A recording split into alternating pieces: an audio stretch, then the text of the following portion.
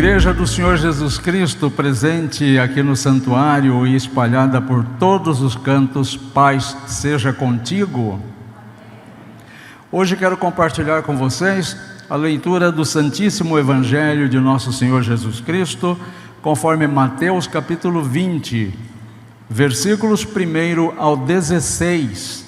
Abra a tua Bíblia no Evangelho segundo Mateus, capítulo 20, versículos 1 a 16.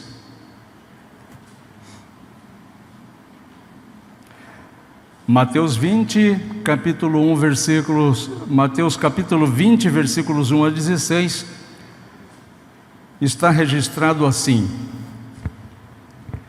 Porque o reino dos céus é semelhante a um dono de casa que saiu de madrugada para assalariar trabalhadores para sua vinha.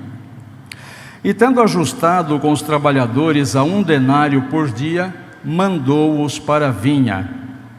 Saindo pela 3ª hora, ou seja, 9 horas da manhã, viu na praça outros que estavam desocupados, e disse-lhes: Ide vós também para a vinha, e vos darei o que for justo. Eles foram. Tendo saído outra vez, perto da hora 6ª, ou seja, meio-dia, e da 9ª, procedeu da mesma forma. E saindo por volta da hora 1/10, 4 da tarde, encontrou outros que estavam desocupados e perguntou-lhes: Por que estivestes aqui desocupados o dia todo? Responderam-lhe: Porque ninguém nos contratou. Então lhes disse ele: Ide também vós para a vinha. Ao cair da tarde, disse o senhor da vinha ao seu administrador: Chama os trabalhadores e paga-lhes o salário, começando pelos últimos, indo até os primeiros. Vindo os da hora 1/10, recebeu cada um deles 1 denário. Ao chegarem os primeiros, pensaram que receberiam mais, porém também estes receberam 1 denário cada um. Mas, tendo recebido, murmuravam contra o dono da casa, dizendo: Estes últimos trabalharam apenas 1 hora, contudo, os igualaste a nós, que suportamos a fadiga do calor do dia. Mas o proprietário, respondendo, disse a um deles: Amigo, não te faço justiça? Não combinaste comigo 1 denário? Toma o que é teu e vai-te, pois quero dar a este último tanto quanto a ti. Porventura, não me é lícito fazer o que eu quero do que é meu? Ou são maus os teus olhos porque eu sou bom? Assim, os últimos serão os primeiros, e os primeiros serão últimos, porque muitos são chamados, mas poucos escolhidos. Palavras do Senhor Jesus Cristo. Amém. O título da minha modesta meditação é: Para quem você trabalha? Para quem você trabalha? Todos nós aqui temos uma atividade, ou já tivemos uma atividade. Todos nós aqui sabemos exatamente o que nós fazemos ou o que nós fizemos para ganhar a vida. Essa parábola que Jesus conta é mais uma das parábolas do reino, que Jesus conta para os seus ouvintes para explicar qual é a dinâmica do reino de Deus.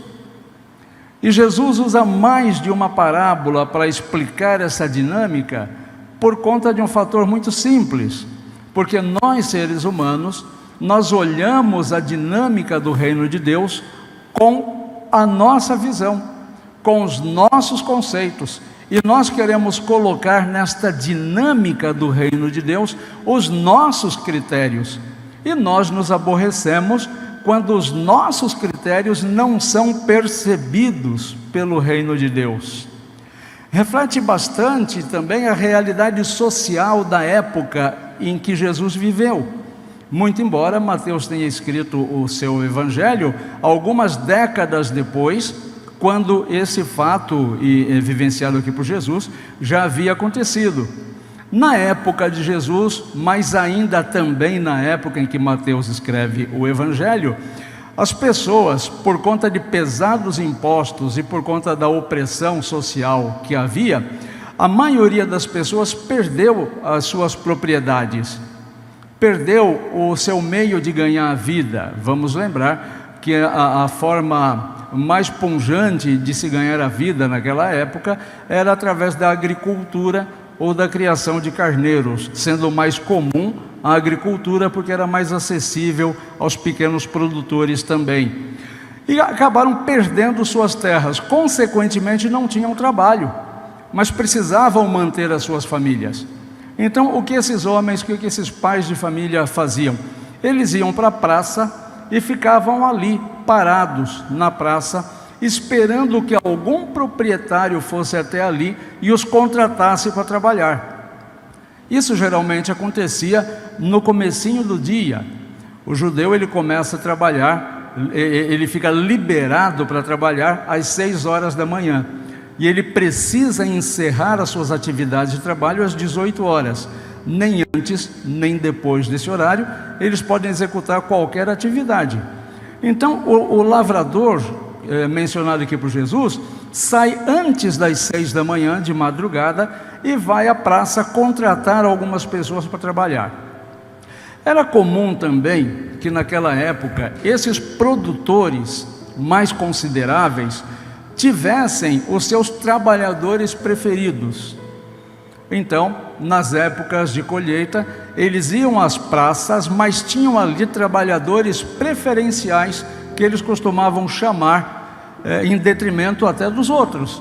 Chamava primeiro os amigos, os conhecidos, porque esses já sabiam como era o jeito de trabalhar, sabiam como que o dono, o proprietário do campo gostava de que a colheita fosse feita, como a terra fosse tratada.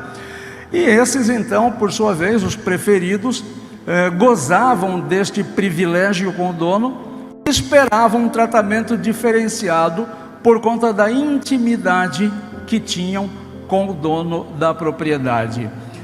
Cada patrão então escolhia os seus clientes e os levava para trabalhar. Foi o que aconteceu aqui. Eles eram contratados, foram contratados e passaram a viver como viviam constantemente, um tratamento hierarquizado. Um tratamento hierarquizado.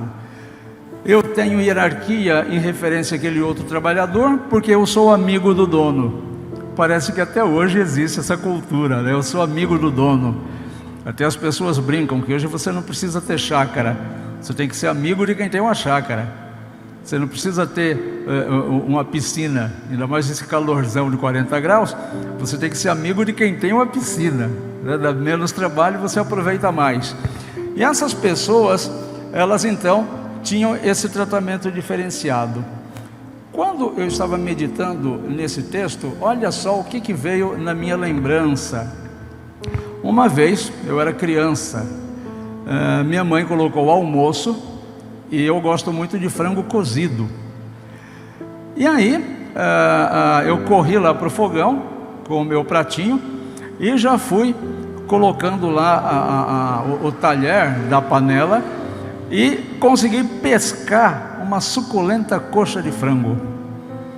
Mas a minha alegria durou muito pouco, porque minha mãe imediatamente me advertiu: a coxa é do seu pai.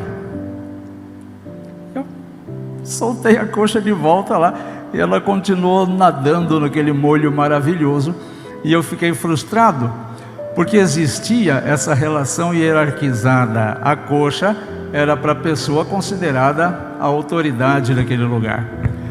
Hoje, se o pai não tomar cuidado, ele fica sem o almoço, né? Hoje não temos essa coisa aí de ter o tratamento hierarquizado, não. Se o pai for ficar esperando aí que a coxa vai ser reservada para ele, não sobra nem a panela, quanto menos a coxa. Então, isso me faz pensar nesta coisa aí: para quem você tem trabalhado nesta relação hierarquizada que nós aprendemos? Quem é o teu patrão? Quem é que contrata você para as atividades? O que você tem feito na sua vida? Você tem feito para quem e esperando o quê? Obviamente, nós poderíamos trabalhar estas respostas no campo relacional, no campo social, e você poderia com muita tranquilidade mencionar, emitir um som dizendo o nome do teu patrão, o nome da tua patroa. Você diria: eu trabalho para esta pessoa, eu faço tal coisa para tal pessoa. Isso impacta tanto as nossas vidas que nós nem percebemos que quando nós telefonamos para alguém, nós colocamos como sobrenome, como nosso sobrenome, o nome da empresa onde nós trabalhamos. Então a gente liga para alguém e diz assim: olha, eu sou a Larissa da Medwork. Não é assim? A gente liga para alguém, alguém atende, diz: olha, eu sou fulano da clínica tal, eu sou fulano da empresa tal. Porque aquilo que nós fazemos acaba mesclando com a nossa própria identidade. Isso vai nos levar para um campo muito significativo da nossa espiritualidade também. Não por coincidência, eu vi um vídeo muito interessante hoje, em que o ator, um dos atores é o Morgan Freeman. Ele está num leito de hospital e tem um homem com ele no quarto. E ele pergunta para esse homem: quem é você? E o homem diz: eu sou um treinador de futebol. Aí ele diz: mas e se tirarem isso de você? Quem é você? Aí ele diz: bom, eu sou também professor de história. Tá, mas e se isso também for tirado? Quem é você? Ele diz: eu sou um pai de família, tenho filhos. Aí o Morgan diz: mas e se isso de repente deixar de existir na tua vida? Quem é você? Aí ele diz: eu sou um cristão. Eu sou um cristão, sou um homem de fé. Aí o Morgan diz: e por que você disse isso em último lugar? Parece que Deus não é a tua prioridade.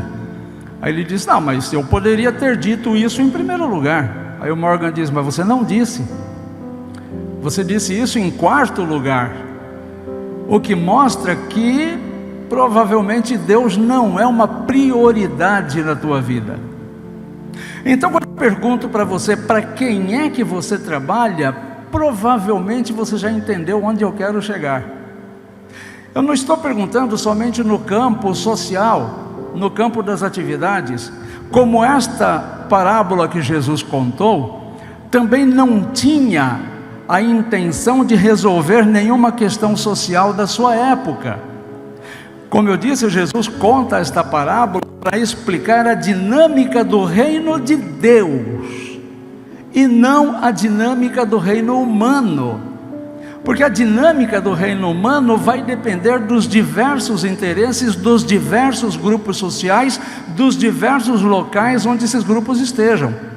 E cada grupo social, cada célula social vai se organizar e sobreviver da maneira que for mais peculiar. Então, talvez muito mais conveniente de eu perguntar para quem você trabalha, eu devesse perguntar para você: quem é o Deus que está no teu coração? Qual é o Deus a quem você serve? Quem é o ídolo que está no teu coração? Porque o ídolo que estiver no teu coração é para este que você vai oferecer a sua fé, a sua devoção. É por este ídolo que está no seu coração que você vai viver. É a ele que você vai obedecer. E tudo que você fizer na sua vida vai girar em torno de agradar este ídolo que está no teu coração. Então, por isso que é pertinente a pergunta: qual é o Deus que está no teu coração? É o Deus dos velhos? É o Deus daquele que diz assim: ah, no meu tempo? É o Deus que diz: eu não posso me misturar com essa turma, eu preciso aqui de um evento só para os velhos, para que nós possamos cultuar a Deus? Então o teu Deus é o Deus dos velhos, ou como diz aquele hino, né? Deus dos antigos, cuja forte mão. Ou o teu Deus é o Deus dos jovens? Há quem defenda que os jovens precisam ter um Deus diferente do Deus dos velhos. As pessoas acabam confundindo comportamento social com fé, e entendem que é necessário que haja um Deus para o jovem que seja um Deus diferente do Deus do velho. Ou é o Deus dos adolescentes? Aí a coisa fica mais complicada ainda, porque teremos aqui um terceiro Deus. Tem que ser um Deus que saiba entender o adolescente, mas o Deus do velho não sabe entender o adolescente? O Deus do jovem não consegue entender o Deus do adolescente? Começam a perceber qual é o ídolo que está no teu coração. É o Deus das mulheres, porque as mulheres, não, tem igreja até que as mulheres têm que sentar separado, né? Então tem o Deus só das mulheres. Mas as mulheres têm necessidades especiais, então o Deus que atende os homens não pode ser o mesmo Deus que atende as mulheres? É o Deus das crianças? O Deus das crianças, ele é mais divertido. O Deus das crianças deve aparecer para as crianças com a bola vermelha no nariz, com o rosto pintado, um sapatão com a ponta girada assim. Então, qual é o Deus que você serve? E lógico que essa pergunta tem a intenção de fazer você refletir neste título parecido aqui: para quem é que você trabalha? Quem é esse ídolo no teu coração que te movimenta? A quem é que você tem tentado agradar? A quem estamos servindo de verdade? Estaria eu servindo este ídolo do meu coração?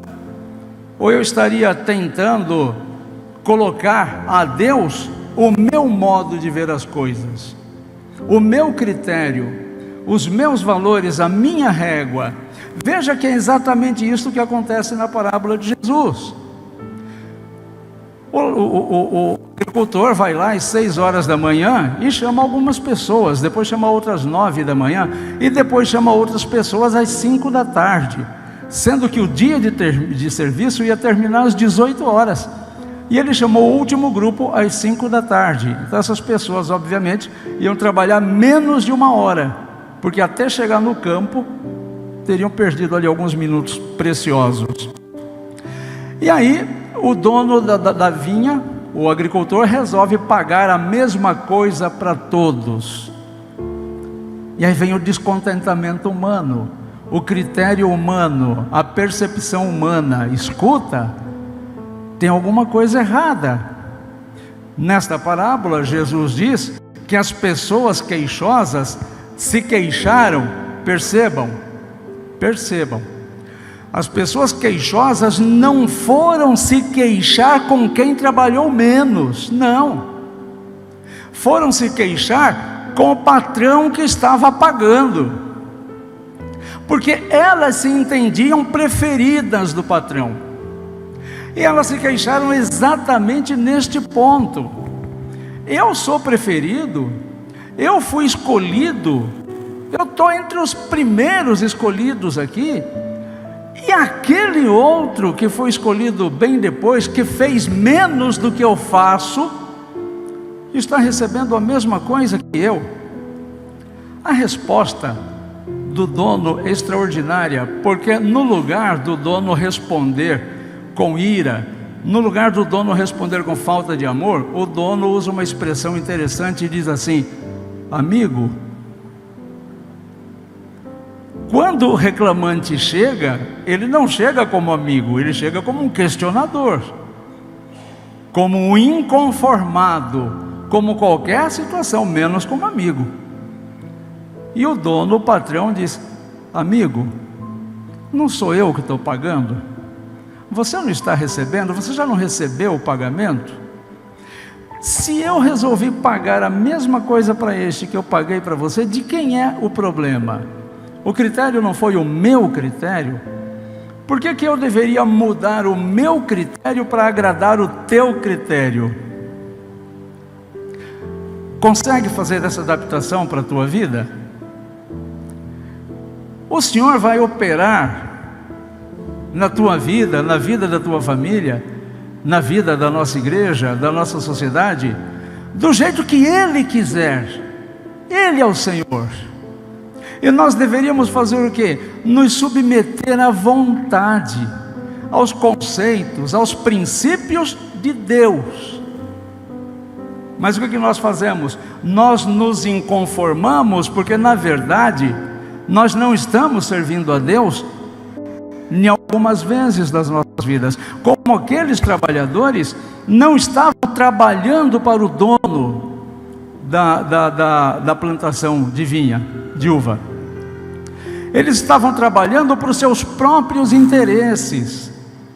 Eles estavam trabalhando para satisfazer o seu ego de preferido do dono. Eu sou amigo do dono, tenho acesso à chácara do dono, eu tenho acesso à piscina do dono. Eu não sou o dono, mas eu tenho a chave da casa. Eu sou importante, eu sou o preferido, eu sou melhor que o outro. Logo, o meu patrão, neste caso, é minha vaidade, é meu orgulho, é o meu pecado. E nós nos colocamos assim, não poucas vezes, com relação a Deus também. E eu quero que Deus haja segundo o meu princípio. Então eu digo, esse aqui é o Deus dos velhos, agora esse aqui é o Deus das crianças, esse aqui é o Deus dos adolescentes. E como criança, velho e adolescente, eu aceito esse ídolo. Eu digo, bom, agora eu tenho um Deus para cuidar dos meus interesses de velho. É como se Deus fosse geriatra, ou como se Deus fosse um pediatra. Agora Deus vai cuidar dos meus interesses de criança, e eu tenho prioridade, porque eu sou um cliente especial desse Deus. Afinal de contas, eu sou uma criança, eu sou um adolescente, a coxa do frango é minha, eu sou a pessoa mais importante nesta relação. Não é isto que o Senhor Jesus Cristo nos ensina com esta parábola. O Deus dos fariseus, este sim é um Deus contabilista.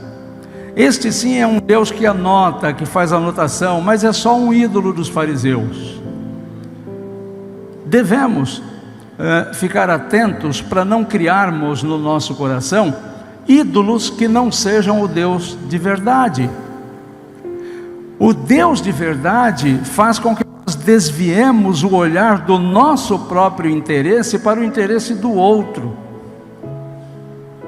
Tenha o outro como superior a você mesmo, é o ensinamento da Escritura. E como é que nós agimos? Se não for do meu jeito, eu não brinco. Então o meu interesse está acima do outro. Veja, estou totalmente contrário à Escritura. E quando nós nos colocamos contrários à Escritura, nós estamos colocando outro ídolo no nosso coração, que não é a palavra de Deus. Um pastor amigo meu disse que terminou o culto, e quando eu digo assim que às vezes nós colocamos no nosso coração questões que não estão de acordo com a vontade de Deus, isso acontece dentro da igreja também. Fora da igreja é normal. Anormal é que isso aconteça dentro da igreja, como acontece. Então, por exemplo, esse pastor disse que perto dele tinha duas senhoras conversando com duas jovens. O que a Bíblia manda? As mulheres mais velhas ensinem as mulheres mais jovens, não é isso? O que a Bíblia fala para os jovens? Seja exemplo dos fiéis. E vários outros ensinamentos, ou seja, que nós devemos nos admoestar uns aos outros com a palavra de Deus, e não com o nosso próprio critério. E essas duas mulheres, conversando com essas duas jovenzinhas, conversavam sobre casamento. E diziam para ela: o quê? Vocês estão querendo casar? Não façam isso. Vocês vão fazer uma grande bobagem. Não se casem, não compensa casar. Duas mulheres, já vividas de igreja, dando um conselho não bíblico para duas jovens da igreja. Elas não só estavam em pecado, ensinando alguma coisa contrária à vontade de Deus, como estavam induzindo ao pecado outras duas pessoas.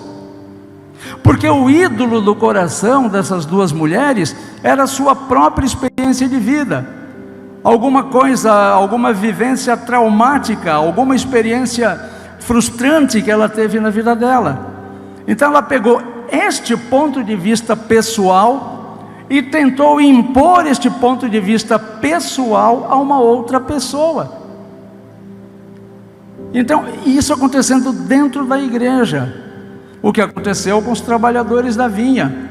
Por que o Senhor está trabalhando, agindo deste jeito? O Senhor deveria agir de um jeito que agradasse o meu coração. Não somos mais nós que devemos nos adequar a Deus, é Deus que precisa se adequar às nossas necessidades. E aí nós vamos colecionando pecados e intensificando a infelicidade das nossas vidas. O que nós vemos o dono da lavoura dizendo aqui para as pessoas? Ide também vós para a minha vinha. Isso aparece em vários momentos, o trabalhador dizendo, o dono dizendo para as pessoas: vá trabalhar na minha vinha, na minha vinha. Você está sendo chamado para ser um trabalhador da minha vinha. A vinha é minha, o reino é meu. Deus está chamando você para trabalhar também na vinha dele. E o campo de colheita dele é o mundo. Então vamos adaptar o nosso modo de pensar. Às vezes nós falamos assim, você pergunta para a pessoa: onde você serve na igreja? Ah, eu seguro a bandeja do cafezinho. Não, isso não é servir. Isso é segurar a bandeja do cafezinho. Aonde você serve na igreja? Ah, eu cuido do som da igreja. Isso não é servir. Isso é cuidar do som da igreja. Aonde você serve na igreja? Eu toco violão na igreja. Isso não é servir. Isso é tocar violão na igreja. O que é servir? É tudo aquilo que você faz a partir do momento que você sair daqui até voltar domingo que vem. Ou seja, o mandamento de Mateus 28 no final do capítulo é qual? Ide e fazei o quê? Discípulos. Ide e fazei discípulos. É isso que nós precisamos fazer no decorrer da nossa semana. Servir outras pessoas, mas não com o nosso ponto de vista. Servir as pessoas com a palavra de Deus. Servir as pessoas com a vontade de Deus para a vida delas e para a nossa também. Isso é servir. É ajudar alguém em dificuldade, é visitar alguém em dificuldade, é levar uma palavra de ânimo, é não dar a sua própria opinião, mesmo quando você se vê tentado a dar a sua própria opinião. Não case, isso não compensa. É o que você acha, porque o que Deus acha é: eis que o homem deixará pai e mãe, se unirá à sua mulher e serão os dois uma só carne. Isso é o que Deus manda. O que o diabo manda? Deus não sabe o que está falando. Vá ser feliz. Seja feliz do jeito que você quer. Ouça o teu coração. Aí vem Jesus e diz: cuidado com o teu coração. O coração é fonte de todos os males. Percebe? Percebe a diferença? Quem é que é o teu patrão? Quem é que conduz a tua vida?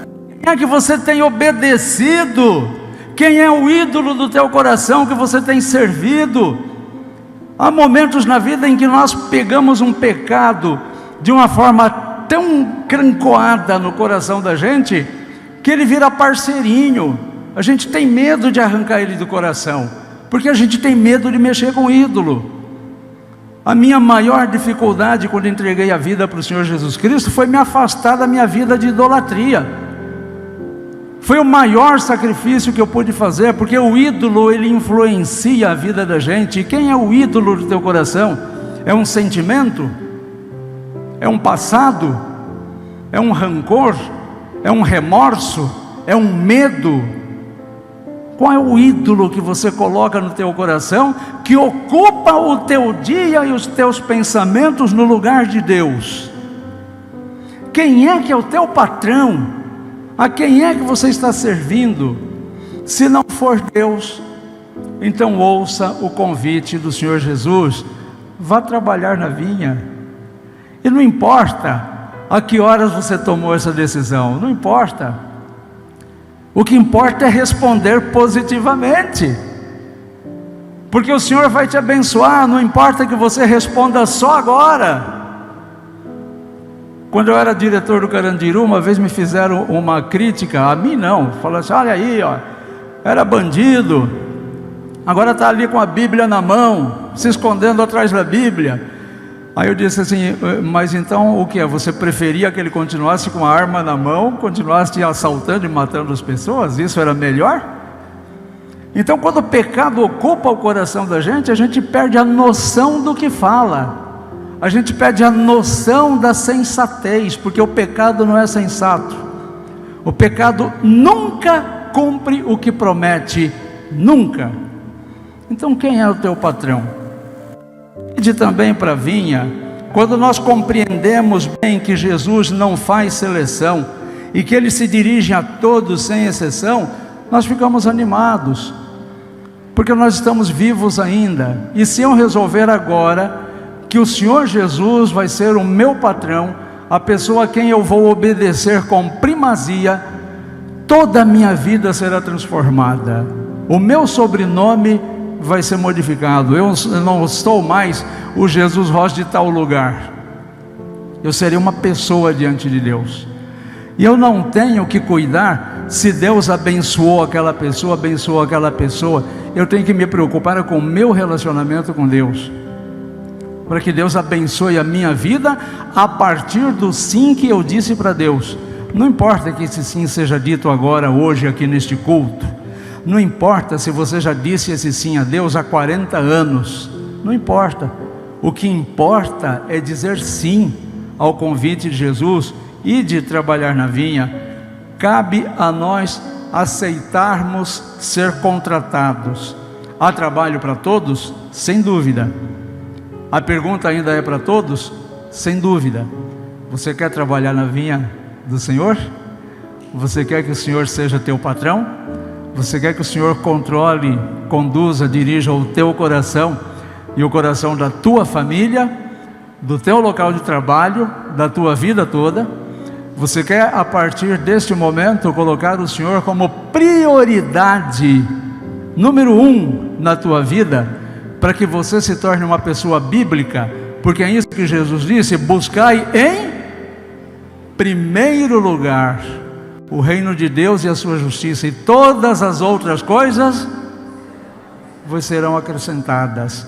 É claro, não precisa nenhum exercício físico, exegético para interpretar isso. É muito simples. É tão simples que a gente fica cismado. Será que é verdade? É verdade. Jesus não mente. Quem mente é o diabo. Jesus não.